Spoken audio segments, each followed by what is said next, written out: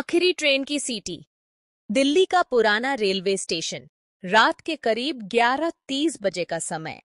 सर्द हवाएं प्लेटफॉर्म से टकरा रही थीं और चाय बेचने वालों की आवाजें स्टेशन की खामोशी को हल्का सा तोड़ रही थीं।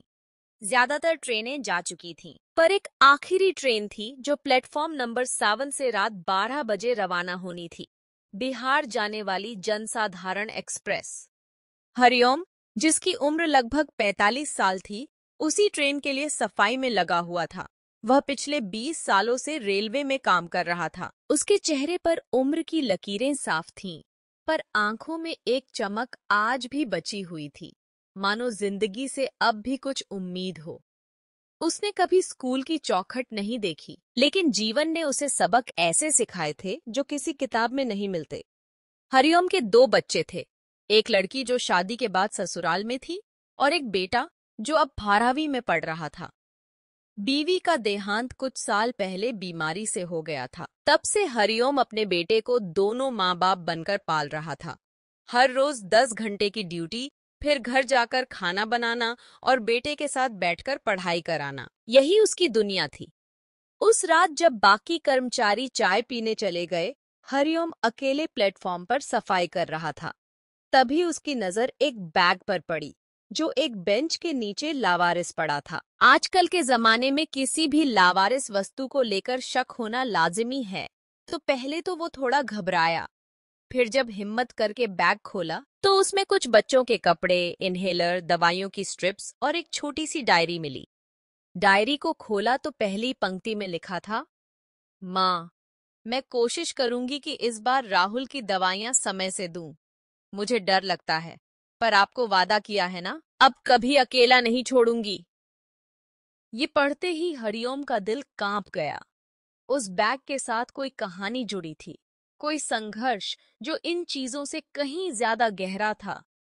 करीब 20 मिनट बाद एक लड़की हांफती हुई दौड़ती आई, आंखें डरी हुई, बाल बिखरे और आवाज घबराई हुई। वो सीधा उस बेंच की ओर भागी और बैग को कसकर पकड़ लिया, रोते रोते जैसे उसकी जान वापस आ गई हो। हरिओम पास आया और धीरे से पूछा, बेटिया, सब ठीक है? तुम ठीक हो?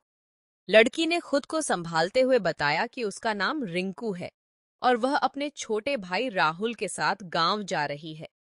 माँ बाप अब नहीं रहे, दिल्ली में दूर के रिश्तेदारों के साथ रहती थी, जो अब उसे और उसके भाई को गांव भेजना चाहते थे। राहुल को दिल की बीमारी है और वो बैग उसकी जान से भी ज्यादा जरूरी था। दवाइयां न मिलती तो कुछ भी हो सकता था। हरिओम ने बिना एक पल गंवाए राहुल को गोद में उठाया और रिंकू के साथ दौड़ पड़ा। ट्रेन चलने वाली थी, आखिरी सीटी कभी भी बच सकती थी। प्लेटफॉर्म 7 से 9 की दूरी कम नहीं थी, लेकिन इंसानियत की दौड़ में थकावट की कोई जगह नहीं थी। ट्रेन स्टेशन पर खड़ी थी, पर धीरे धीरे सरकने लगी थी। हरिओम ने जोर से आवाज दी, रुको, बच्चा है, दवा नहीं मिली थी। शायद गार्ड ने इंसानियत की आवाज सुनी, क्योंकि ट्रेन थोड़ी देर के लिए रुक गई। हरिओम ने दोनों को चढ़ाया और जैसे ही वो चढ़े, ट्रेन ने आखिरी सीटी बजाई। ट्रेन के जाते ही हरिओम वहीं प्लेटफॉर्म पर बैठ गया। हाथ कांप रहे थे, पर चेहरे पर सुकून था, जैसे एक युद्ध जीत लिया हो। उस रात उसकी ड्यूटी समय से खत्म नहीं हुई, पर आत्मा की संतुष्टि समय नहीं देखती। अगले दिन स्टेशन मास्टर का बुलावा आया। हरिओम थोड़ा घबरा गया, सोचा कहीं ड्यूटी में कोई गलती तो नहीं हो गई। जब ऑफिस पहुंचा तो वहां बैठे थे स्टेशन मास्टर, रेलवे अधिकारी और एक बुजुर्ग व्यक्ति जो रिंकू के पिता निकले। वे एक रिटायर्ड आर्मी अफसर थे और बेटी के संघर्ष की कहानी सुनकर दिल्ली आ गए थे। वो बुजुर्ग व्यक्ति हरिओम के पास आए और गले लगाकर बोले, आपने जिस वक्त मेरी बेटी और नाती की जान बचाई, वो मेरे लिए किसी युद्ध में शहादत देने वाले सिपाही से कम नहीं है। हरिओम भावुक हो गया, पर बोला, साहब, मैंने कुछ खास नहीं किया। मैं भी किसी का बाप हूँ, समझ सकता हूँ डर क्या होता है। रेलवे ने उस साल हरिओम को एक्स्ट्रा ऑर्डिनरी सर्विस अवार्ड से सम्मानित किया।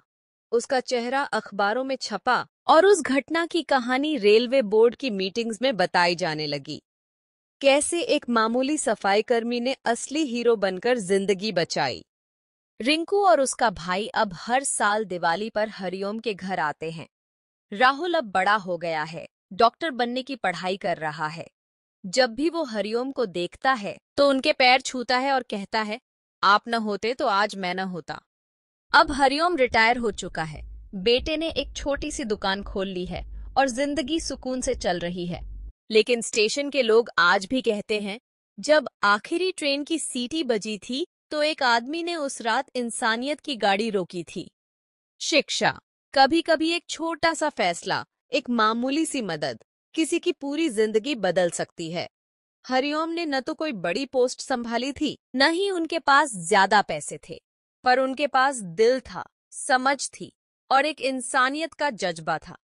आज जब हम भागदौड़ की जिंदगी में व्यस्त हैं, तब भी यह कहानी हमें याद दिलाती है कि असली इंसान वो है जो किसी अजनबी के आंसू समझ सके। पेशे, डिग्री या रुतबे से बड़ा होता है एक इंसान का जिगर, क्योंकि आखिर में नाम नहीं, काम याद रखा जाता है। धन्यवाद।